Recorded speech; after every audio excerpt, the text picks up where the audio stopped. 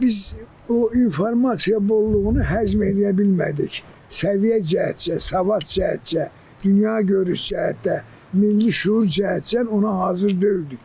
Mən həmişə demişəm televiziyalarda da, indi də yeri gəlib sənin sualından bağlı təkrar edirəm ki, bizdə milli şuur sıfırdan aşağıdır. Səbəb də budur ki, milli şuuru tənzimləyən, onu cilalayan nədir? Təhsil.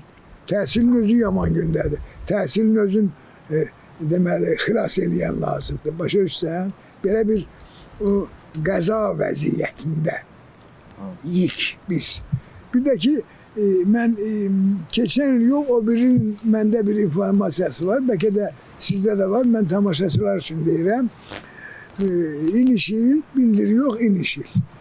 Azərbaycanda 32.000 qanunsuz uşaq doğulub. Yəni bir uşaq doğulub. Başa düşürsən?